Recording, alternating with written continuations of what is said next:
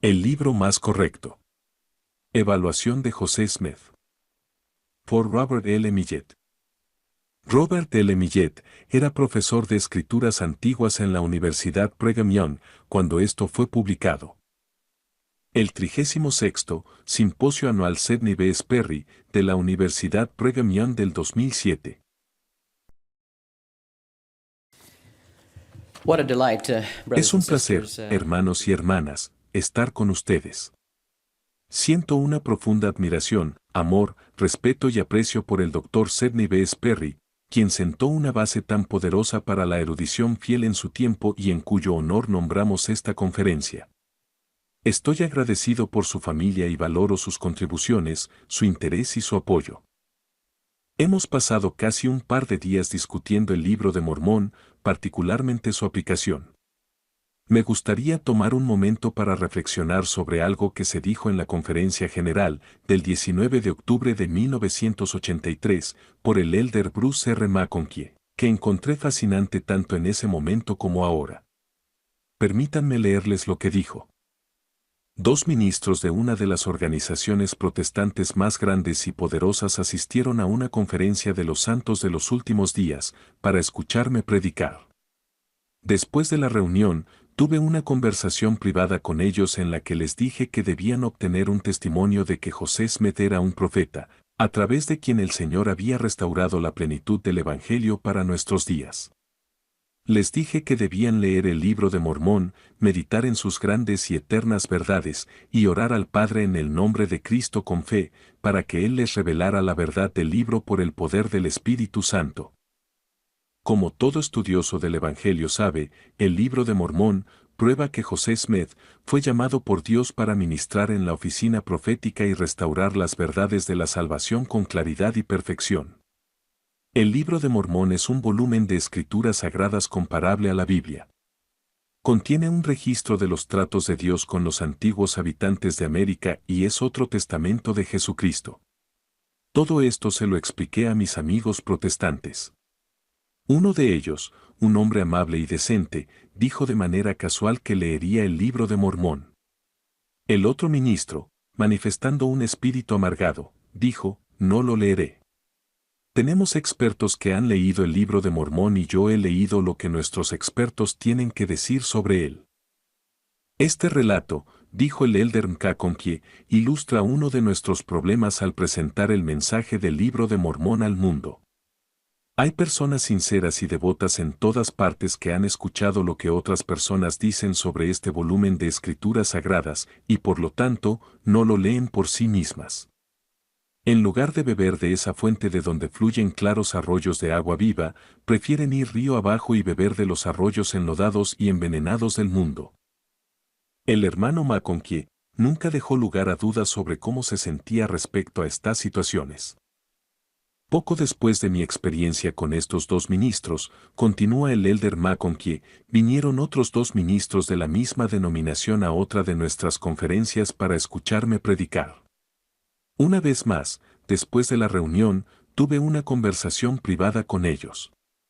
Mi mensaje fue el mismo, tomando el Libro de Mormón como su guía, deben leer, meditar y orar para obtener un testimonio del Espíritu sobre la verdad y divinidad de esta gran obra de los últimos días.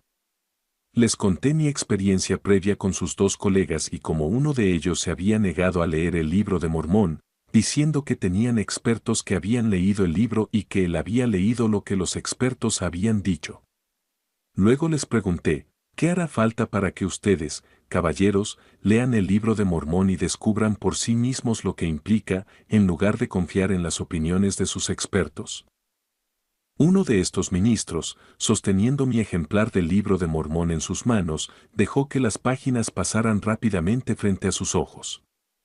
Mientras lo hacía, dijo, «Oh, ya he leído el Libro de Mormón».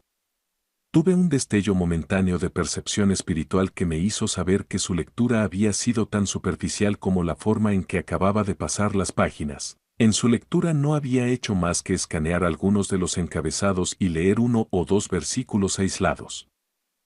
Una joven encantadora, convertida a la iglesia, cuyo padre era ministro de la misma denominación que mis 4 amigos protestantes, estaba escuchando mi conversación con los segundos 2 ministros.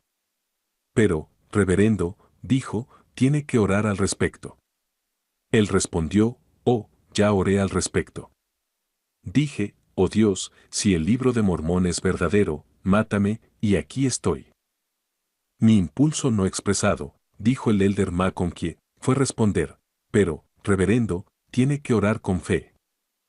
Nos enfrentamos a un desafío en nuestros días con personas que se niegan a leer el libro de Mormón, o solo leen lo que sus expertos, que lamentablemente con demasiada frecuencia son críticos del libro, han dicho al respecto. El libro de Mormón se erige como su propio testigo. Uno no obtiene ese testimonio simplemente al descubrir evidencias externas o internas, aunque éstas juegan un papel importante en avivar la llama de la fe. Uno obtiene un testimonio a través de ese sexto sentido que conocemos como el poder del Espíritu Santo, que habla de espíritu a espíritu. El elder Neil A. Maxwell dijo algo que realmente aviva mi imaginación. Dijo, es opinión del autor, al escribir su propia opinión, que todas las escrituras, incluido el libro de Mormón, permanecerán en el ámbito de la fe. La ciencia no podrá probar ni refutar las escrituras sagradas. Sin embargo, añadió, saldrá a la luz suficiente evidencia plausible para evitar que los escépticos tengan el campo libre, pero no lo suficiente como para eliminar el requisito de la fe. Los creyentes deben ser pacientes durante tal proceso de revelación. El 28 de noviembre de 1841. El profeta José Smith se reunió con el Consejo Municipal de Nauvoo y con miembros del Quórum de los 12 en la casa del presidente Brigham Young. La historia de la iglesia registra que conversó con ellos sobre una variedad de temas. El hermano Joseph Fielding estuvo presente, habiendo estado ausente 4 años en una misión a Inglaterra. Fue en ese entorno, en la reunión del Consejo Municipal del domingo en la residencia de los Young, donde José Smith pronunció lo que se ha convertido en una de las declaraciones más icónicas y memorables de la literatura mormona. Les dije a los hermanos, dijo, que el libro de Mormón era el más correcto de cualquier libro en la tierra, y la piedra angular de nuestra religión, y que un hombre se acercaría más a Dios al seguir sus preceptos que al seguir cualquier otro libro. A continuación, consideraremos el posible significado e implicaciones de las diversas partes de esta audaz declaración sobre este documento extrabíblico. Examinaremos la naturaleza de la corrección del libro de Mormón, como es la piedra angular, los preceptos que contiene, la fuerza de esos preceptos, su importancia para el mundo, y finalmente, su destino profético como un libro de escrituras sagradas. ¿Cómo es que el libro de Mormón es correcto, e incluso el más correcto de cualquier libro? En los días de José Smith, el adjetivo correcto se entendía como establecido correctamente o enderezado, conforme a la verdad, rectitud o decoro, o conforme a un estándar justo, no defectuoso, libre de error. Asimismo, corregir algo significaba enmendar o intentar devolver a la moralidad, obviar o eliminar lo que está mal o contrarrestar lo que es dañino. En nuestros días, diríamos que algo es correcto si es libre de errores, preciso, de acuerdo con los hechos, la verdad o la razón. En este sentido, el libro de Mormón nos fue dado para poner las cosas en orden, para corregirlas, para alinear nuestro pensamiento con la verdad, para ver las cosas como realmente son, para restaurar el decoro y para contrarrestar ideas, enseñanzas o prácticas que son perjudiciales. Nefi vio en visión que, después de que las verdades claras y preciosas fueron quitadas o retenidas de la Biblia y el Evangelio, el Señor traería el libro de Mormón y otros libros. Y en ellos será escrito mi Evangelio, dice el Cordero, y mi roca y mi salvación, para convencer a los gentiles y al resto de la descendencia de los hermanos de Nefi, y también a los judíos, de que los registros de los profetas y de los 12 apóstoles del Cordero son verdaderos. En resumen, las escrituras de la restauración establecerán la verdad de las primeras y darán a conocer las cosas claras y preciosas que han sido quitadas de ellas la Biblia, y darán a conocer a todas las familias, lenguas y pueblos, que el Cordero de Dios es el Hijo del Padre Eterno y el Salvador del mundo, y que todos los hombres deben venir a Él o no pueden ser salvos. Todos estamos familiarizados con la grandiosa profecía de Ezequiel de que el palo de Judá y el palo de Efraín se convertirían en uno en la mano de Jehová, una profecía que fue un símbolo conmovedor de la reunificación y unidad final de las dos naciones anteriormente separadas. Aprendemos de una larga profecía de José, quien fue vendido a Egipto, estas palabras de Jehová, palabras que luego fueron citadas por ley al aconsejar a su joven hijo José: el fruto de tus lomos escribirá el libro de Mormón, y el fruto de los lomos de Judá escribirá la Biblia, y lo que será escrito por el fruto de tus lomos, y también lo que será escrito por el fruto de los lomos de Judá, crecerán juntos. ¿Y por qué crecerán juntos? Con el propósito de confundir las falsas doctrinas y resolver las contenciones, y establecer la paz entre el fruto de tus lomos, y llevarlos al conocimiento de sus padres en los últimos días, y también al conocimiento de mis convenios, dice el Señor. Creo que la Biblia es la palabra de Dios y un testimonio maravilloso del amor y las tiernas misericordias del Todopoderoso, de su disposición a bendecir y prosperar a aquellos que confían en Él, y de la importancia central y salvadora del Mesías, el Cristo, el ungido. Amo la Biblia, especialmente el Nuevo Testamento, por la manera en que me invita a someterme a la voluntad divina y a rendir mis esperanzas y sueños a aquel que puede hacer mucho más con mi vida de lo que yo puedo. Creo con todo mi corazón que la Biblia está destinada a ser leída, reflexionada, memorizada y aplicada por los santos de los últimos días y por todos los hijos de Dios. Contiene la plenitud del Evangelio del Cordero.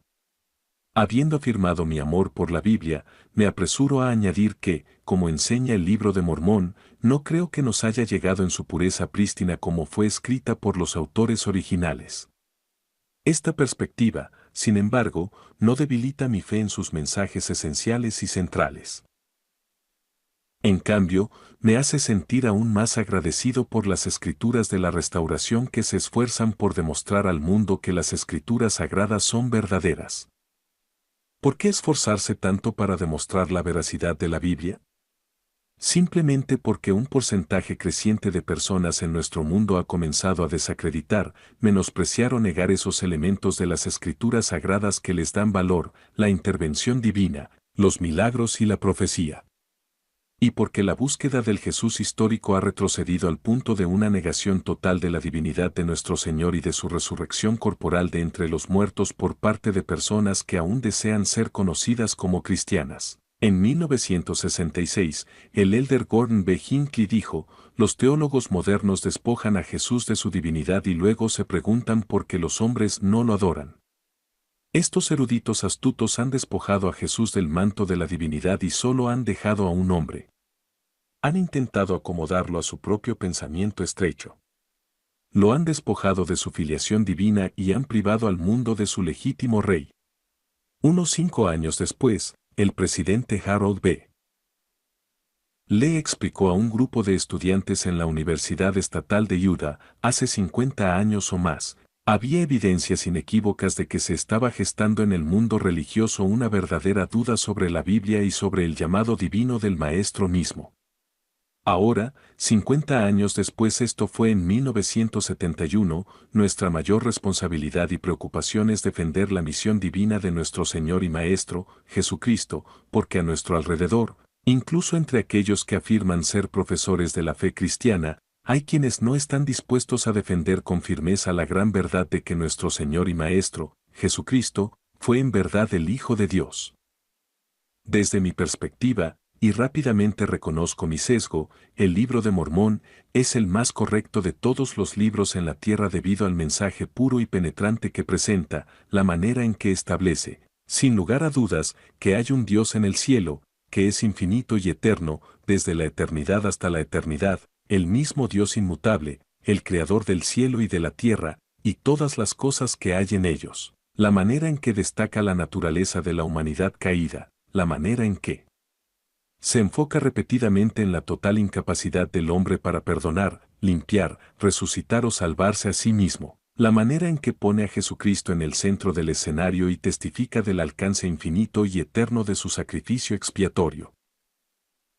En el Libro de Mormón, Cristo es el Señor Dios Omnipotente, quien salva no solo a los que creyeron después de que Él vino en la meridiana del tiempo, en la carne, sino a todos aquellos desde el principio, incluso a tantos como fueron antes de que Él viniera, que creyeron en las palabras de los santos profetas, así como a aquellos que vendrán después. Para mí, el Libro de Mormón es el libro más correcto en la tierra porque nos enseña quién es Dios, que es la Trinidad, como ellos son infinitamente más uno que separados, y como el amor y la unidad entre el Padre, el Hijo y el Espíritu Santo es de tal magnitud que el registro nefita se refiere a ellos varias veces simplemente como un solo Dios, sin fin. Creo que el Libro de Mormón es el libro más correcto porque presenta con claridad consistente el delicado equilibrio entre la misericordia y la gracia de nuestro Señor y Dios y las obras de justicia que siempre deben caracterizar e identificar a los verdaderos discípulos del Maestro. Creo que el Libro de Mormón es el libro escritural más correcto porque nos ayuda a conectar los testamentos y, en consecuencia, a salvar el abismo que muchos sienten que existe entre el Dios del Antiguo Testamento y el Dios del Nuevo Testamento. Hago mi propia declaración sincera de Dios, nuestro Padre Eterno, esta mañana, declaró el elder Jeffrey R. Holland, porque algunos en el mundo contemporáneo sufren de un concepto erróneo y angustiante de Él. Entre estos hay una tendencia a sentirse distantes del Padre, incluso alejados de Él, si es que creen en Él en absoluto. Y si creen en Él, muchos modernos dicen que podrían sentirse cómodos en los brazos de Jesús, pero se sienten incómodos al contemplar el severo encuentro con Dios. El elder Holland observó además que una de las contribuciones notables del Libro de Mormón es su visión perfecta y consistentemente unificada de la divinidad a lo largo de ese majestuoso libro. Aquí no hay una brecha de Malaquías a Mateo, ninguna pausa mientras cambiamos de marcha teológica, ningún malentendido sobre el Dios que está urgentemente, amorosamente y fielmente trabajando en cada página de ese registro desde su inicio en el Antiguo Testamento hasta su final en el Nuevo Testamento. Sí, en un esfuerzo por devolver al mundo su Biblia y una visión correcta de la deidad con ella, lo que tenemos en el Libro de Mormón es una visión uniforme de Dios en toda su gloria y bondad, toda su riqueza y complejidad, incluyendo y especialmente como se demuestra nuevamente a través de una aparición personal de su unigénito Hijo, Jesucristo. Finalmente, el elder Holland señaló que Jesús no vino para mejorar la visión de Dios sobre el hombre, sino para mejorar la visión del hombre sobre Dios y para suplicarles que amen a su Padre Celestial como Él siempre los ha amado y los amará. El plan de Dios, el poder de Dios, la santidad de Dios, sí, incluso la ira y el juicio de Dios, tuvieron ocasión de comprender. Pero el amor de Dios, la profundidad de su devoción por sus hijos, todavía no lo comprendieron plenamente hasta que Cristo vino.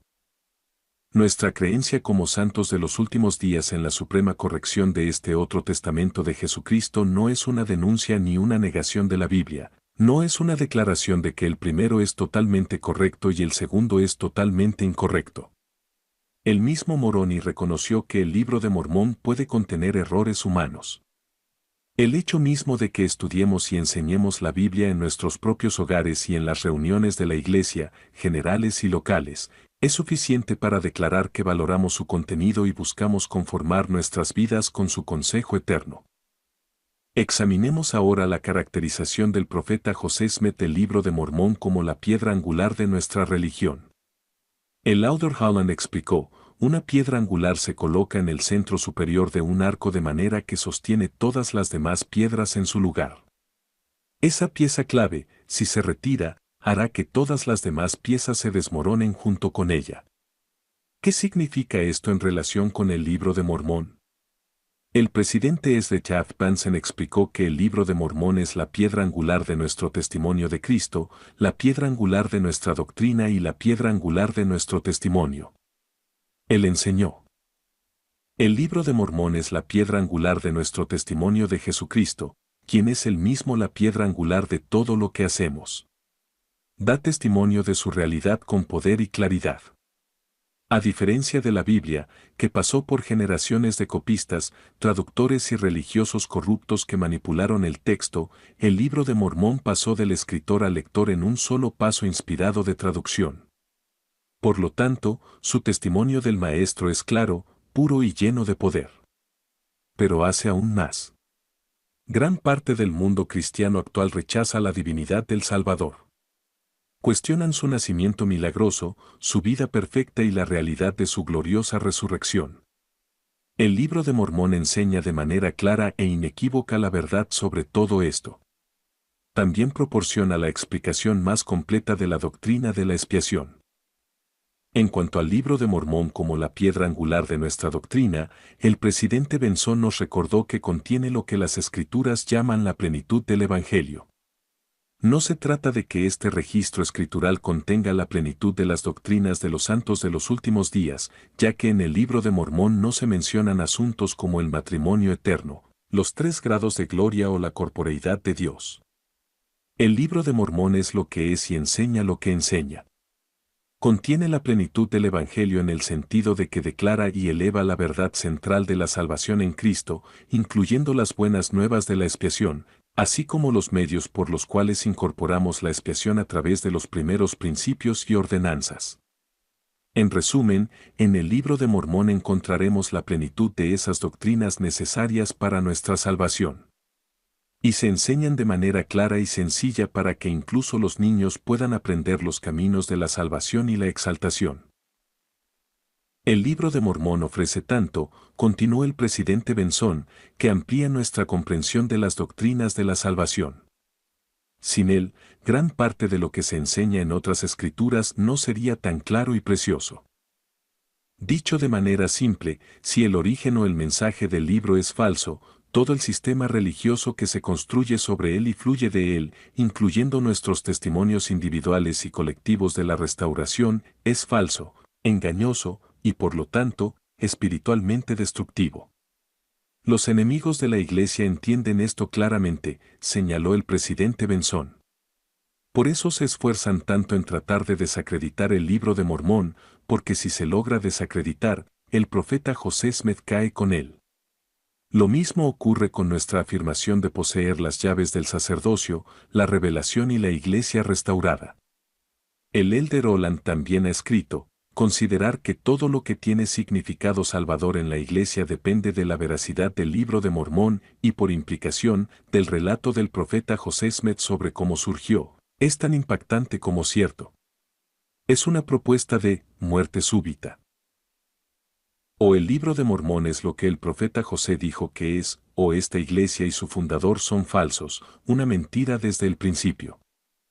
No todo en la vida es tan blanco o negro, continuó diciendo el Elder Holland, pero la autenticidad del Libro de Mormón y su papel como piedra angular en nuestra religión parece ser exactamente eso. Si Moroni no se apareció realmente al joven José Smith, de 17 años el 21 de septiembre de 1823, si José y los testigos no manipularon placas metálicas tangibles con la apariencia de oro, si José y sus escribas no tradujeron el Libro de Mormón por el don y poder de Dios a través del Urim y Tumim, José no tendría derecho a la reputación de héroe popular de Nueva Inglaterra o de joven bien intencionado o escritor de una ficción notable. No, tampoco tendría derecho a ser considerado un gran maestro, un líder religioso estadounidense por excelencia o el creador de una gran literatura devocional. Si hubiera mentido sobre el surgimiento del Libro de Mormón, ciertamente no sería ninguna de estas cosas. Sugiero, declaró sobriamente el Elder Holland, que uno debe adoptar una postura de hazlo o muere, en cuanto a la restauración del Evangelio de Jesucristo y los orígenes divinos del Libro de Mormón. La razón y la rectitud lo exigen. José Smith debe ser aceptado como un profeta de Dios o bien como un charlatán de primer orden, pero nadie debería tolerar una postura ridícula, incluso risible, sobre las maravillosas características de la imaginación de un joven o su notable capacidad para dar forma a una frase literaria. Esa es una posición inaceptable de tomar, moralmente, literariamente, históricamente o teológicamente. Un precepto es un mandato, una orden, un mandato relacionado con el comportamiento adecuado. Es una instrucción general o regla para la acción, una máxima, especialmente una ordenanza relacionada con la conducta moral. La declaración de José Smith afirma que una persona se acercará más a Dios al cumplir con los preceptos del Libro de Mormón que con cualquier otro libro. Parece que atender escrupulosamente y obedecer las siempre presentes expresiones y así vemos o y así podemos discernir claramente sería una parte significativa de nuestra obediencia.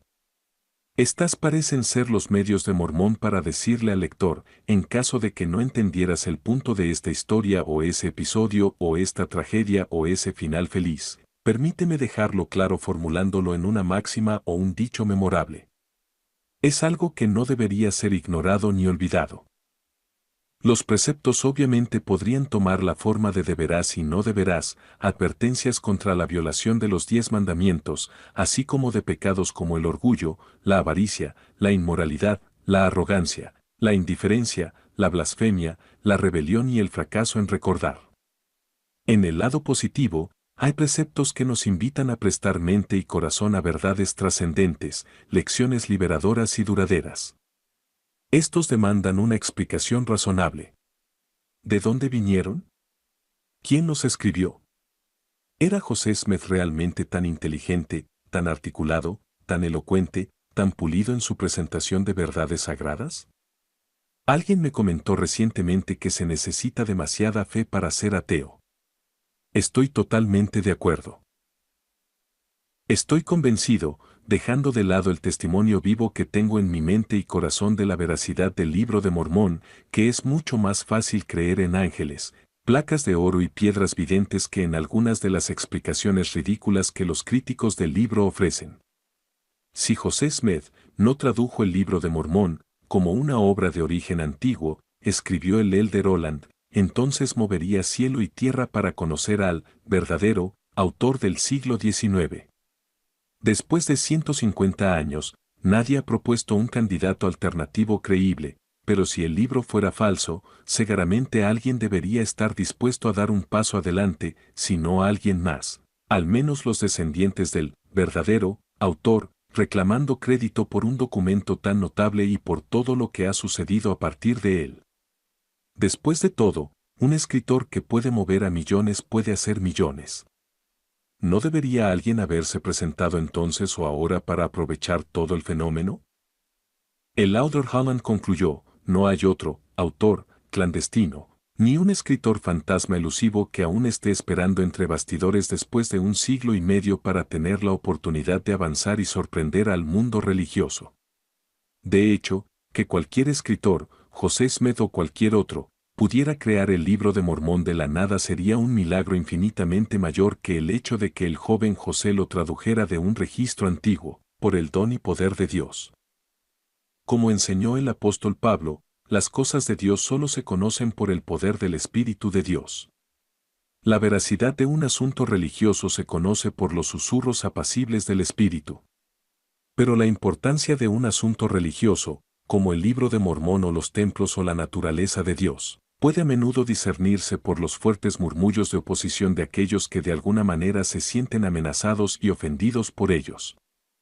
En otras palabras, si no supiera ya, por el poder del Espíritu, que el Libro de Mormón es verdaderamente la palabra de Dios y otro testamento de Jesucristo, podría sospechar que es una escritura sagrada por la intensidad e incluso la rabia de aquellos que lo atacan. Nefi advirtió, hay de aquel que diga, hemos recibido, y no necesitamos más. Y en fin, hay de todos aquellos que tiemblan y se enojan a causa de la verdad de Dios. Porque he aquí, el que está edificado sobre la roca la recibe con alegría.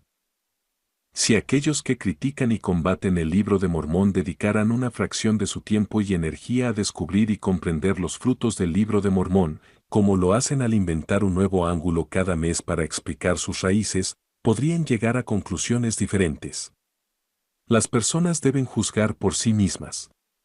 Como observó el presidente Benson, el Libro de Mormón no está en juicio, la gente del mundo, incluidos los miembros de la Iglesia, está en juicio en cuanto a lo que hará con este segundo testamento de Cristo. Se nos da poca indicación en el registro bíblico de que los profetas escritores entregaron y preservaron sus mensajes para un día diferente al suyo. No hay duda de que Isaías, Jeremías, Ezequiel, Daniel, Malaquías, Pedro, Pablo, Juan y otros hablaron del futuro distante, por el poder del Espíritu, vieron y describieron las acciones de pueblos de otro tiempo y lugar. Sus palabras fueron dadas al pueblo de su tiempo. Sus palabras han encontrado y encontrarán aplicación y cumplimiento para tiempos futuros. Y sin embargo, nunca vemos a un profeta en particular del palo de Judá dirigiéndose directamente a aquellos que algún día leerán sus pronunciamientos. Qué diferente es el libro de Mormón. Fue preparado y preservado por hombres con visión de profetas que escribieron y hablaron para nosotros, vieron y conocieron nuestro tiempo y se dirigieron a asuntos específicos que un pueblo en los últimos días enfrentaría. Las conmovedoras palabras de Moroni nos aseguran la relevancia contemporánea del libro de Mormón. He aquí, os hablo como si estuvierais presentes, y sin embargo no lo estáis. Pero he aquí, Jesucristo os ha mostrado a mí, y sé lo que estáis haciendo. Más tarde, Moroni dijo, he aquí, os hablo como si hablara desde los muertos, porque sé que tendréis mis palabras. En palabras del presidente Benson, el libro de Mormón fue escrito para nuestros días. Los nefitas nunca tuvieron el libro, tampoco lo tuvieron los lamanitas de la antigüedad. Estaba destinado para nosotros. Mormón escribió cerca del final de la civilización nefita. Bajo la inspiración de Dios, quien ve todas las cosas desde el principio, Él resumió siglos de registros, eligiendo las historias, discursos y eventos que serían más útiles para nosotros. Si ellos vieron nuestro tiempo y eligieron esas cosas que serían de mayor valor para nosotros, ¿no es así como deberíamos estudiar el libro de Mormón? Deberíamos preguntarnos constantemente, ¿por qué inspiró el Señor a Mormón, o a Moroni, o a Alma, a incluir eso en su registro? ¿Qué lección puedo aprender de eso para ayudarme a vivir en este tiempo? Deseo saber cómo manejar a los hijos descarriados, cómo tratar con justicia y misericordia a los transgresores, cómo dar un testimonio puro, cómo enseñar y predicar de manera que la gente no pueda irse sin ser afectada, cómo detectar a los enemigos de Cristo y cómo resistir a aquellos que buscan destruir mi fe, cómo discernir y exponer combinaciones secretas que buscan destruir las obras del Cordero de Dios, cómo lidiar adecuadamente con la persecución y el antimormonismo, y cómo establecer Sion. Entonces debo buscar y estudiar el libro de Mormón.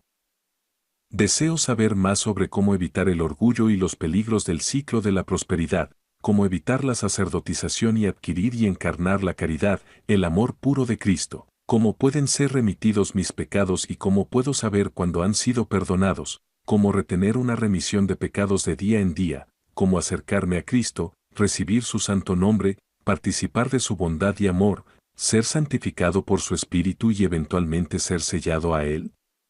Deseo saber cómo prepararme para la segunda venida del Hijo del Hombre. Entonces debo buscar y estudiar el libro de Mormón. Este volumen de escritura sagrada no tiene igual.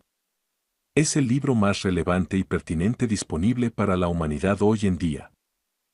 El libro de Mormón es diferente de los otros libros de escritura. Son verdaderos y están inspirados. Vienen de Dios. Pero el libro de Mormón tiene un espíritu propio. No todas las verdades son de igual valor, ha enseñado el presidente Benson, ni todas las escrituras tienen el mismo valor. Este profeta moderno explica además. No es solo que el libro de Mormón nos enseñe la verdad, aunque ciertamente lo hace. No es solo que el libro de Mormón dé testimonio de Cristo, aunque ciertamente también lo hace. Pero hay algo más. Hay un poder en el libro que comenzará a fluir en sus vidas en el momento en que comiencen un estudio serio del libro. Encontrarán mayor poder para resistir la tentación.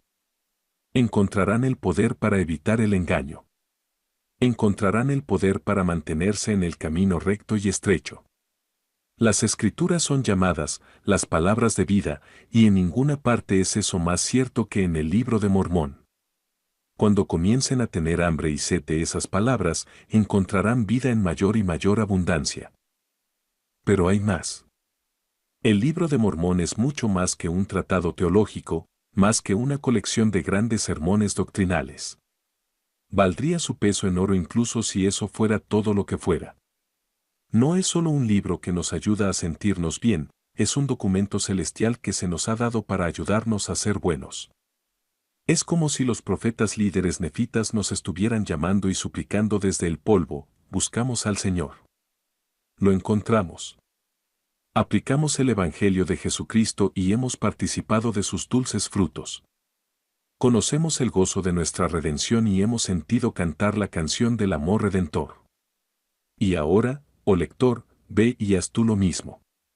El Libro de Mormón no es solo una invitación a venir a Cristo, sino un patrón para lograr ese privilegio supremo. Esa invitación se extiende a toda la humanidad, tanto al común como a los profetas y apóstoles. El Libro de Mormón hace más que enseñar con claridad y persuasión los efectos de la caída y la absoluta necesidad de una expiación. Nos grita que, a menos que reconozcamos nuestro estado caído, despojemos al hombre natural, apliquemos la sangre expiatoria de Cristo y nazcamos de nuevo, nunca podremos estar con o llegar a ser como nuestro Señor, teniendo mundo sin fin. Tampoco podremos nunca esperar establecer Sión, una sociedad de los puros de corazón. Dicho de otra manera, este volumen no es solo un libro sobre religión. Es religión. Nuestro desafío, por lo tanto, no es solo leer y estudiar el Libro de Mormón, debemos vivirlo y aceptar y aplicar sus doctrinas y filosofía.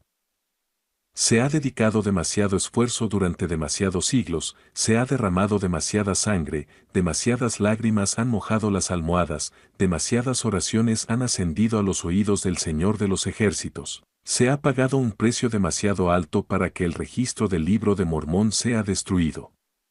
O desechado. O ignorado. No, no debe ser ignorado, ni por los santos de los últimos días, los actuales custodios del palo de José, ni por un mundo que desesperadamente necesita su mensaje y su poder transformador. Nada menos que Dios mismo ha dado testimonio del Libro de Mormón. A Oliver Cowdery, quien fue levantado para servir como escriba en la traducción, el Señor afirmó: te digo, para que sepas que no hay otro salvo Dios que conozca tus pensamientos y las intenciones de tu corazón. Te digo estas cosas como testimonio para ti, que las palabras o la obra que has estado escribiendo son verdaderas. El Todopoderoso puso su propio sello de veracidad con un juramento sobre el registro nefita cuando dijo: y el José Smith ha traducido el libro, esa parte que le he mandado, y como vuestro Señor y vuestro Dios vive, es verdad. En palabras de un apóstol moderno, este es el testimonio de Dios sobre el Libro de Mormón. En él, la deidad misma ha puesto en juego su divinidad. O el libro es verdadero o Dios deja de ser Dios. No existe ni puede existir un lenguaje más formal o poderoso conocido por los hombres o los dioses. Para aquellos que están fuera de la fe, el Libro de Mormón presiona para tomar una decisión. Obliga a enfrentar una cuestión. No se puede simplemente descartarlo con un gesto de la mano y un giro de la cabeza, debe ser explicado. Por lo tanto, como explicó el elder Bruce R. McConkie, el tiempo ha pasado para discutir sobre palabras y lanzar epítetos desagradables contra los santos de los últimos días. Estos son asuntos profundos y solemnes y ponderosos. No debemos pensar que podemos jugar con cosas sagradas y escapar de la ira de un Dios justo. O el Libro de Mormón es verdadero, o es falso, o proviene de Dios, o fue engendrado en los reinos infernales. No es ni puede ser simplemente otro tratado sobre religión, o vino del cielo o del infierno. Y es hora de que todos aquellos que buscan la salvación descubran por sí mismos si es del Señor o de Lucifer. Y en cuanto a los miembros de la Iglesia, el presidente Benson ha declarado audazmente: cada santo de los últimos días debería hacer del estudio de este libro una búsqueda de por vida. De lo contrario, está poniendo en peligro su alma y descuidando aquello que podría darle unidad espiritual e intelectual a toda su vida. Así que aquí estamos hoy. En cumplimiento del mandato profético, millones de santos de los últimos días en todo el mundo han comenzado a buscar, orar y enseñar del Libro de Mormón. Debido a su estudio del Libro de Mormón, muchos santos ya han comenzado a encontrar respuestas a sus problemas. Muchos han cobrado vida en las Escrituras y han comenzado a comprender muchos de los pasajes más misteriosos de la Biblia. Muchos han comenzado a sentir esa influencia, a veces sutil pero cierta, que fluye del Libro de Mormón, han comenzado a percibir su poder santificador. Sienten un mayor anhelo de rectitud y de las cosas del espíritu, una sensibilidad aumentada hacia las personas y sus sentimientos, y un correspondiente rechazo hacia los pecados del mundo. Muchos han llegado al punto en el que honestamente y verdaderamente desean rendirse al Señor y a sus caminos, conocer y obedecer su voluntad y mantener un ojo sencillo a su gloria. Para tales devotos del Libro de Mormón, segaramente la condenación de la que se habla en Doctrina y Convenios 84 ya no existe. Creo que este patrón continuará. En cuanto al futuro, el presidente Benson dijo: tengo una visión de hogares alertados, de clases vivas y de púlpitos en llamas con el espíritu de los mensajes del Libro de Mormón. Tengo una visión de maestros orientadores y maestras visitantes, oficiales de barrio y rama, y líderes de estaca y misión aconsejando a nuestro pueblo con el libro más correcto de todos en la tierra, el Libro de Mormón. Tengo una visión de artistas plasmando en películas, dramas, literatura, música y pinturas grandes temas y grandes personajes del Libro de Mormón. Tengo una visión de miles de misioneros saliendo al campo misional con cientos de pasajes memorizados del Libro de Mormón para que puedan alimentar las necesidades de un mundo espiritualmente hambriento. Tengo una visión de toda la iglesia acercándose más a Dios al seguir los preceptos del Libro de Mormón. De hecho, tengo una visión de inundar la tierra con el Libro de Mormón. Tal escena no se logrará sin oposición. Pero en medio de todo, la obra del Señor, con el Libro de Mormón en alto como un estandarte para las naciones, avanzará. Como explicó Moroni a José Smith, los que no están edificados sobre la roca buscarán derrocar esta iglesia, pero aumentará más cuanto más sea opuesta. Sé que el Libro de Mormón es la palabra de Dios. Sé que el Señor Dios es su autor. Habla paz y gozo a mi alma. Es una influencia tranquila y estabilizadora en mi vida. Muchas de nuestras ansias de otro tiempo y lugar, esos sentimientos vagos pero poderosos de que hemos vagado desde una esfera más exaltada, se satisfacen y se calman cuando leemos el Libro de Mormón. Leerlo es como volver a casa. Es un regalo de Dios que se espera que recibamos, entendamos y experimentemos. Siento un profundo sentido de parentesco con sus escritores, en particular con Mormón y Moroni. Creo que están tan preocupados ahora, si no más, por lo que se hace con su libro que cuando grabaron sus mensajes en las planchas de oro hace unos 16 siglos. Sé que el Todopoderoso espera que leamos y enseñemos del Libro de Mormón y que dediquemos un tiempo significativo a la consideración y aplicación de las doctrinas y principios que contiene. Su atractivo es tan eterno como la verdad, declaró el presidente Hinckley, tan universal como la humanidad. Es el único libro que contiene dentro de sus páginas una promesa de que, por poder divino, el lector puede saber con certeza que es verdad. Su origen es milagroso. Cuando la historia de ese origen se cuenta por primera vez a alguien que no está familiarizado con ella, es casi increíble. Nadie puede disputar su presencia. Todos los esfuerzos por explicar su origen, aparte de la explicación dada por José Smith, han demostrado carecer de sustancia. Es un registro de la antigua América.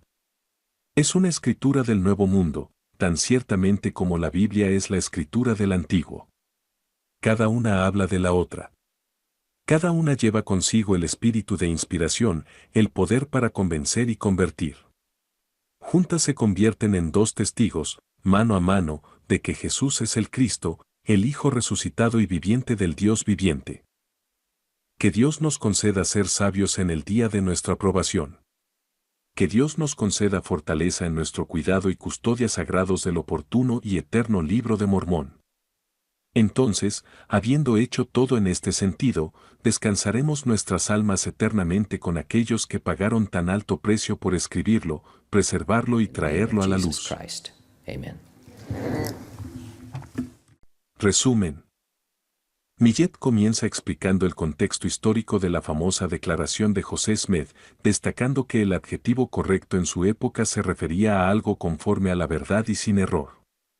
El Libro de Mormón es considerado el más correcto porque tiene el propósito de corregir, alinear el pensamiento humano con la verdad divina y contrarrestar falsas doctrinas. Luego, el autor profundiza en el concepto del Libro de Mormón como la piedra angular de la religión, según lo enseñado por líderes de la Iglesia como el elder Jeffrey R. Holland y el presidente S. Taft Benson.